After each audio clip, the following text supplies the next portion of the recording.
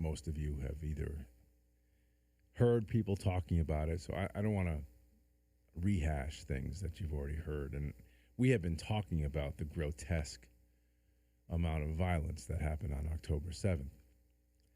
And since Friday of last week, there have been reports that soldiers working to prepare the bodies of these Israeli victims of the Palestine-Hamas attack,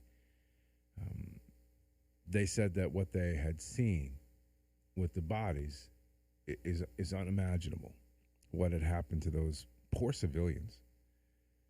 They could not have, in 1,000 nightmares, dreamt that this could happen to human beings. Mass rapes, beheadings, women in their night dresses blown to bits, shot hundreds of times. Mothers, we've all heard by now the story of the mother is still alive, the baby cut out, then killed, then her killed. Again, not to rehash it, but just so you know it, just so you're aware of it, that those atrocities, that barbarian-like attack on, again, civilians running for their lives cannot go unpunished. So as of right now, there are still remarkably, and it's growing, a remarkable number of Palestinian support rallies that are going on either on college campuses or across the country, but for sure across the world. Don't forget this, that these are people that had celebrated all of these unimaginable horrors. Celebrated. And Gallagher had said this the other day, and he was right on the money. If Hamas and Hezbollah put down their guns tomorrow, the war would be over. There'd be peace.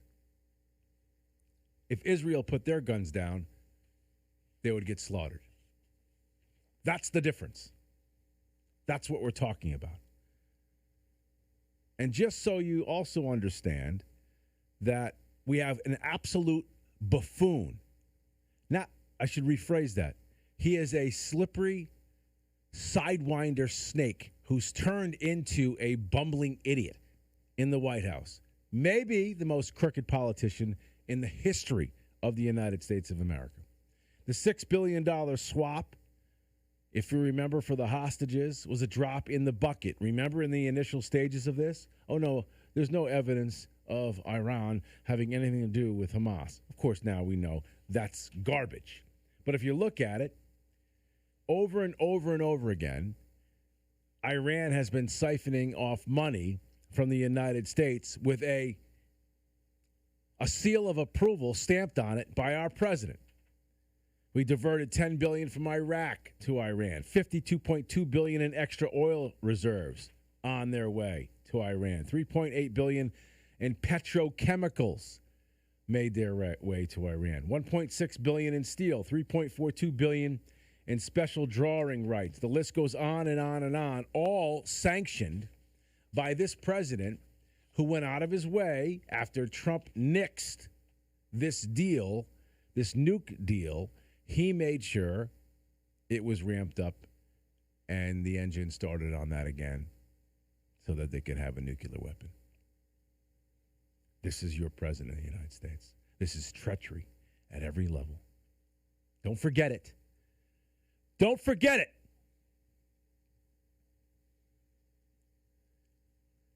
There was a Miami Herald article. Actually, they did a poll. And it's very concerning. But this poll is born from politics over the last 10 years. But particularly, in my opinion, certainly it started during Trump. But now the other side of the aisle has joined in. And let me read you some of the numbers. A large portion of America on both sides of the aisle now are in favor of getting rid of, are you ready for this? Getting rid of democracy. This poll went from August 25th till September 11th. Over 2,000 people took part. When asked if it's acceptable to employ violence to stop political opponents from attaining their goals, 41% of Biden supporters and 38% of Trump supporters said yes.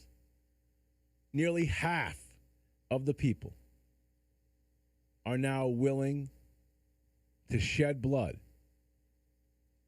to stop their political opponent, according to this poll. Nearly half.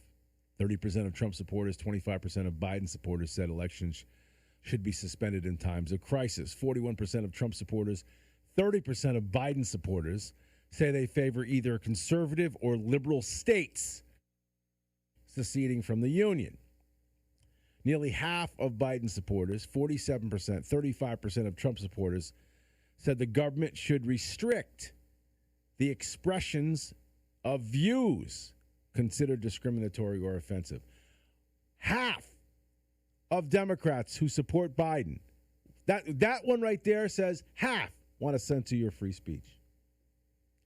That's where we are as a nation. That's rudderless leadership. That's heading us down the road to ruin. All right? That's part of what started this World War III, because we have weak leadership. And now here we are, two separate sides, according to this poll. Now, people talk tough when they're talking about, somebody who with a clipboard. I understand that. They got a clipboard in their hand. They're asking you questions. You can talk tough. When you actually have to grab a gun and go out and fight, I'm sure it's different.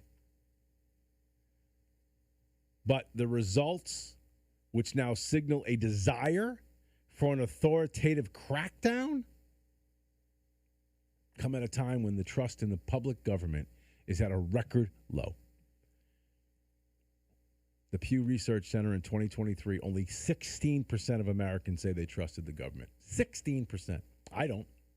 I've gone on record multiple times. I trust nobody in Washington. Not one person. Not one.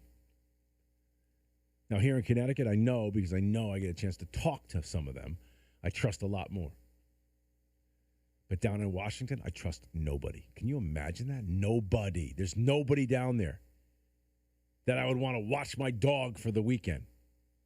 Not one. You've got bloody horror going on in the Middle East. You've got chaos reigning. You've got chaos reigning here at home.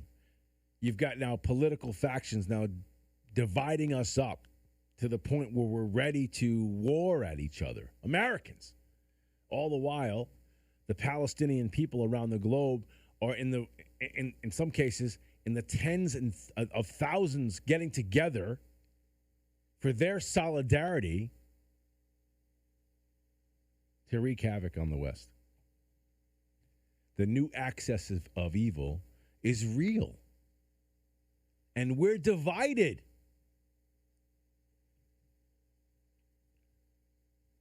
That is a deadly combination.